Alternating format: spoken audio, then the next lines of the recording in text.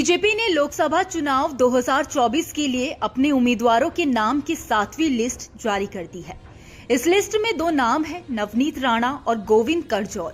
महाराष्ट्र के अमरावती सीट से मौजूदा निर्दलीय सांसद नवनीत राणा को उतारा गया है, जबकि कर्नाटक के चित्रदुर्ग सीट से गोविंद करजोल को टिकट दिया गया है।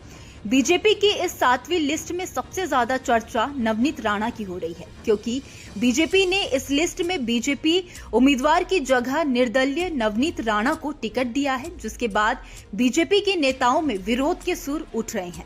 आइए जानते हैं कौन है नवनीत राणा, जिस पर बीजेपी ने अपनों से ज्यादा भरोसा किया है।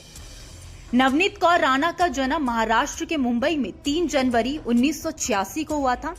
राजनीति में एंट्री करने से पहले वो मॉडल के साथ ही कन्नड़, मलयालम, पंजाबी, तेलुगु और हिंदी फिल्मों में काम कर चुकी है। नवनीत राणा राजनीति में अपने पति रवि राणा की चलती आई। कहा जाता है कि दोनों की मुलाकात योग गुरु बाबा रामदेव के आश्रम में हुई थी। इसके बाद नजदीकी प्यार में बदली और फिर दोनों ने 2011 में एक सामूहिक विवाह समारोह में बेहद साधारण तरीके से शादी कर ली। नवनीत राणा के राजनीतिक जीवन की अगर बात करें तो शादी के बाद उनके पति रवि राणा ने उन्हें राजनीति में आने के लिए प्रेरित किया। इसके बाद एनसीपी के टिकट पर नवनीत राणा ने 2014 में पहली बार अमरावती से लोकसभा चुनाव लड़ा, लेकिन उन्हें हार का सामना करना पड़ा। इसके बाद 2019 में एनसीपी ने उन्हें फिर से अमरावती से अपना टिकट ऑफर किया, लेकिन उन्होंने इनकार कर दिया और निर्दलीय इस सीट पर उतर गई और इस बार वह बड़े अंतर से जीतकर सांसद बन गई।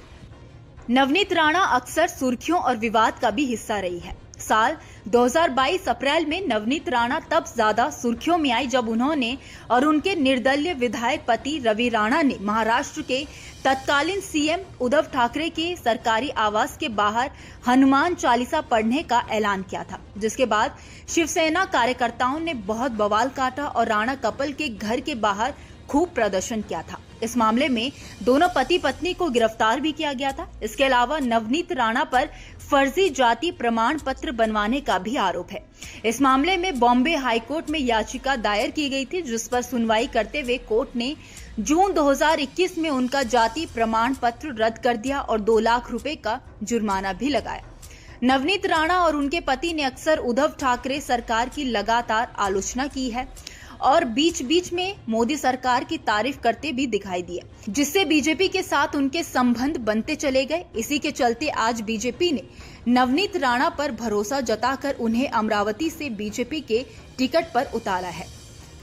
आपको बता दें कि लोकसभा चुनाव 2024 के लिए बीजेपी ने अब तक 407 सीटों पर अपने उम्मीदवार घोषित कर दिए हैं। इससे पहले मंगलवार को पार्टी ने 3 उम्मीदवारों की छठी लिस्ट जारी की। 5वीं लिस्ट में भाजपा ने 111 नामों का ऐलान किया था। वहीं पहली सूची में भाजपा ने 195 नाम घोषित किए थे और फिर 72 उम्मीदवारों की दूसरी लिस्ट जारी कर दी। इसके बाद 9 और 16 उम्मीदवारों की तीसरी और चौथी सूची जारी कर दी गई।